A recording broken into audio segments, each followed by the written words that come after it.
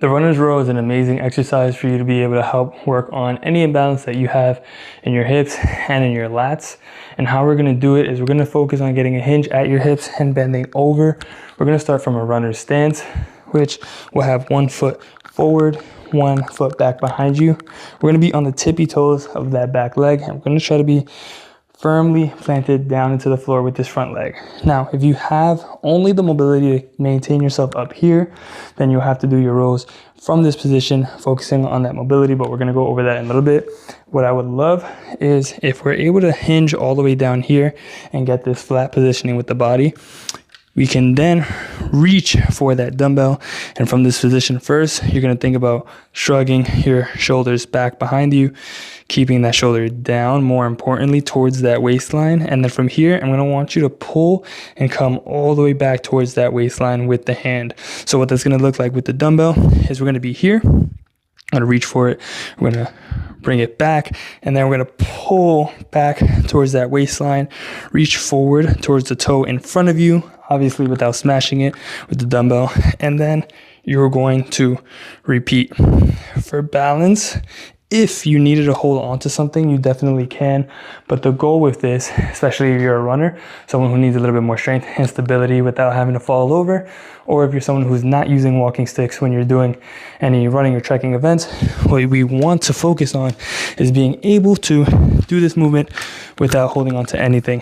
So we're gonna get into position, get those shoulders into position, hand out to the side, and gonna pull back towards your waistline.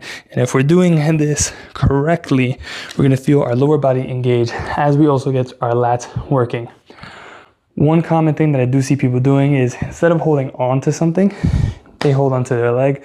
Try not to hold on, and especially not pushing on your lower body, because it's putting unnecessary tension and force onto these muscles and joints where we don't need it. And you want to be able to focus on these muscles back here.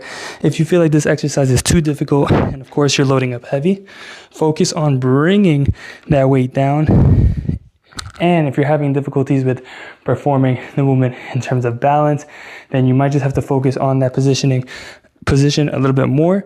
And again, if you feel like this is too tough and you're just feeling it all in your back, we might need to accommodate and go up a little higher. So if you start with the dumbbell on something and you grab it from here, let's say a bench, and you're a little higher than I was when we originally started the movement, that's okay, as long as you're maintaining a nice tall and flat position with your body, and we're not excessively rounding your back as you're reaching down towards the toes. Remember, one of the big things that you want to do when you're doing this movement is as we're pulling, you want to stay with whatever range you can. So if we're reaching towards those toes, but you have tension in your lats and right here it stops, that's okay.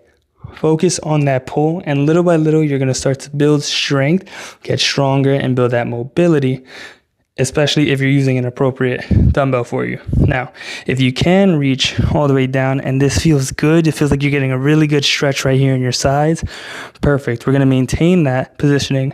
Again, squeezing your shoulders back and up. We're going to pull all the way back towards that waistline and keep that core, body, and that back engaged. If we're doing this correctly, of course, we want to be able to match it, do it on both sides. Don't use more weight on one side. If you're feeling more comfortable on that side, focus on balancing out. So if you're starting with just 10 pounds on one side, but you feel like you can do 30 on the other, do 10 pounds until you can safely get to 15 together, get to 20 together, and everything's feeling good. When doing this exercise, you're gonna be feeling, again, your lats, your glutes, your hips, your legs working when you're doing this. And of course, because we're doing a unilateral or single-sided exercise, you're gonna be feeling all of your obliques flare up. And it's gonna help you get that much stronger, that much more stable, and that much better at what we're doing. So definitely include these into your programming if you're looking for a new back exercise that's gonna help you engage your lats, help you engage your back, work on your core stability, and especially if you're someone who's getting into walking, getting into running, getting into hiking, or just getting more active.